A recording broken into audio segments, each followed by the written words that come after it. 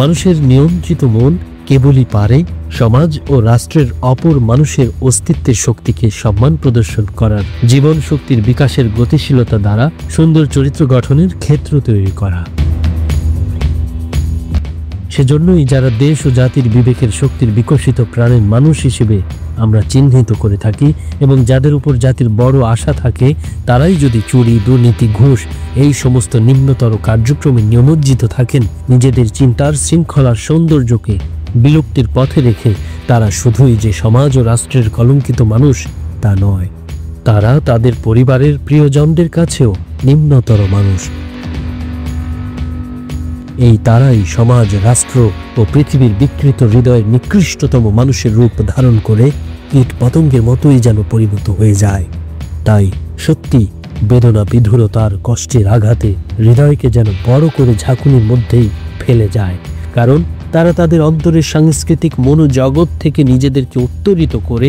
লোভ ও লালসাকে নিয়ন্ত্রণ করে ভালো অভ্যাসের মতো মূল্যবান সৌন্দর্যের স্বরূপকে লালন করে মুগ্ধিত প্রাণে হৃদয়ের সৌন্দর্যে অভিভূত হয়ে আলোক শিখা জ্বালানোর অভ্যেস করেননি। ফলে তারা তাদের নষ্ট চরিত্রের অভ্যেস থেকে নিজেদেরকে বিরত রাখার অভ্যেস করার অভ্যেসের চর্চাটাও করেননি। এই নিম্ন হৃদয়ের মানুষগুলো বৃদ্ধ বয়সে পাপ আর অপরাধের চাপের ও তাপের অনুভূতি প্রকাশের ভীত সন্ত্রস্ত বেদনাতুর চেতনায় আচ্ছন্ন হয়ে ভেতরে ভেতরে কেমন যেন আহত প্রাণের আকুতি দ্বারা বিরক্তিকর জীবন চালিত করতে থাকেন নিজেদেরই উপর, যা যে কোনো মানুষের পক্ষেই শান্তি হরণের সামিল। তুমি যতক্ষণ পর্যন্ত তোমার নিজের সৌন্দর্যের সাংস্কৃতিক স্বরূপ থেকে বিচ্ছিন্ন করে না রাখো, ততক্ষণ পর্যন্ত তুমি তোমার নিজের চেতনা চৈতন্যের উপর ভর করে বাস করার যোগ্যতা অর্জন করলে। কারণ তুমি তোমার জীবনে আপন প্রাণের সৌন্দর্যের সাংস্কৃতিক বৈশিষ্ট্যের দ্বারাই জীবন শক্তির বিকাশ ও সুন্দর চরিত্র গঠনের প্রতি প্রতিদিনের ভালো লাগার মন ও পরিবেশ অন্তরে সৃজিত রাখার দায়িত্ব নিয়েই জীবন চালিত করে চলেছ,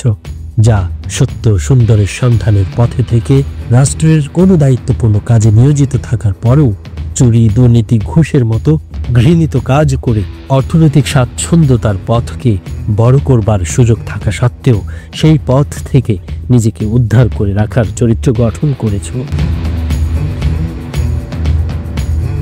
এই পৃথিবীতে অনেক মানুষই আছেন যারা চলনে বলনে বাহিরের জগতে বাহিরের মানুষের সাথে সততার চরিত্রে জীবন চালিত করেও চলেন, কিন্তু ভেতরে ভেতরে তারা হিংসাত্মক ও অসৎ চরিত্রের মানুষই রয়ে থাকেন, কারণ তারা তাদের অন্তরের চরিত্রে এতটা সুন্দরের স্বরূপ উন্মোচিত করে হৃদয়ের সৌন্দর্যের মাধুর্যের উপর ভর করবার মানুষ নয়।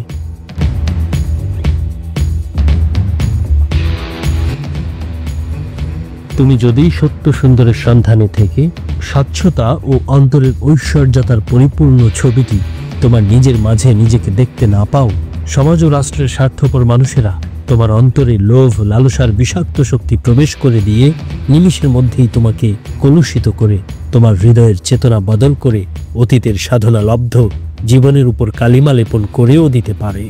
তুমি যতক্ষণই সৎ মানুষ থাকবে, ততক্ষণই তীক্ষ্ণ দৃষ্টি নিক্ষেপ করে যারা চুরি, দুর্নীতি, ঘুষ এসব ঘৃণিত কাজের নিয়মিত মানুষ, তাদের বিরুদ্ধে বিরক্তিকর মানসিকতা উদ্রেক করে তাদেরকে বিচারের কাঠগড়ায় দাঁড় করানোর নৈতিক শক্তি পাবে। তুমি যখন ওই ভেতরে ভেতরে অপরাধ ও পাপ কর্মে নিমজ্জিত থাকবে, তোমার চোখের সামনে লাখো কোটি মানুষ খারাপ কাজ করলেও তুমি নীরব থাকা মানুষ ছাড়া আর কোনো মানুষ নও।